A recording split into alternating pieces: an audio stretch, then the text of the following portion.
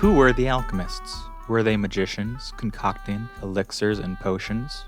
Were they occultist mystics with access to secret knowledge passed down from ancient times? Or were they charlatans, tricking gullible people into believing they could bestow riches and immortality for the right price?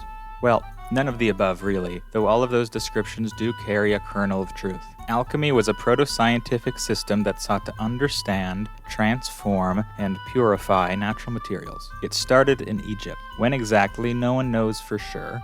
The details of Egyptian alchemy are also unknown to us, as most of the alchemical texts from Egypt have been lost. From Egypt, the system spread around the Old World, through China, India, the Middle East, and Europe. Because of this, alchemy was a diverse system changing from location to location, as well as changing through time. Different alchemists focused on different things. In China, alchemy was tied to Taoism, and by extension, traditional Chinese medicine. Indian alchemists also focused on medicinal alchemy, while those in the West and Middle East had different goals, those of which we will be focusing on in this video, since the details of Western alchemy are known to modern scholars. The problem with Western alchemy is that these alchemists liked to write down all their thoughts, theories, and experiments in strange codes and creative analogies. This practice is the reason modern scholars are still unsure exactly of what alchemists were up to. These symbols and codes connected alchemy with astrology. Many astrological symbols and ideas were also used in alchemical texts. The 7 planets, for example, corresponded to 7 metals. The sun stood for gold, the moon for silver, iron for Mars, tin for Jupiter, copper for Venus, lead for Saturn, and Mercury, well, obviously, for Mercury. Alchemists also subscribed to the Aristotelian idea of the 4 classical elements: earth, fire, air, and water. They eventually added 3 more substances to that list: mercury, sulfur, and salt, which they believed were combined to create compounds, such as metals and even the bodies of living things.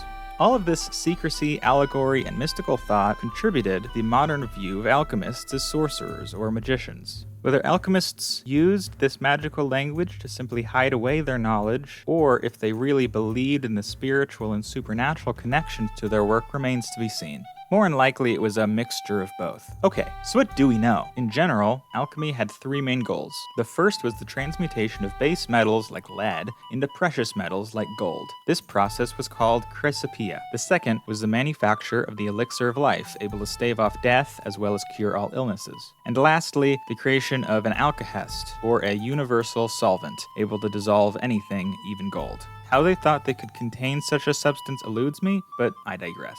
All of these goals eventually got tied to the creation of the Philosophers Stone, which we'll get into in more detail later. It might seem strange to us in the modern world to think of sciences as having tangible goals like this. Nowadays, sciences are simply the studies of different natural phenomena. Physics has no goals other than the understanding of the fabric and forces that make up our universe. Obviously, physics, as well as all other sciences, have plenty of practical application, but it would be strange to say that the point of physics was to make quantum computers. So how is it that alchemists thought these goals were possible? Did they come out of nowhere? Well, alchemy in the beginning didn't have these exact goals. Alchemists came from the likes of metallurgists, doctors, and natural philosophers that were simply trying to understand the world around them. But alchemists, as well as all pre-scientific people, relied just as much, if not more, on the wisdom of the past as they did on observation. If something was written down in a book by a smart person from long ago, those ideas would usually be taken for granted. So, alchemists were synthesizing both their own observations and experiments with the ideas of the likes of Aristotle and Plato, as well as from religious or philosophical traditions like Christianity. A good example of this synthesis is the transmutation of lead into gold. It seems like a far-fetched idea to us, but when metallurgists would heat metal ore, the ore would change color, and different compounds would appear in the process. We know now that these reactions are because of the impurities found in raw ore, but alchemists at the time thought it was evidence of the transformation of the material. And of course, chemical transmutation is a real and natural phenomenon, and we see the transformation of things in nature all the time. It's no wonder, really, that alchemists thought there would be a way of using this transformative aspect of nature to their advantage. Chrysopoeia was also seen as a mirror unto the process of Christian salvation. The transformation of lead into gold mirrored the purification of a sinner through God's grace. Okay, so what about this Philosopher's Stone?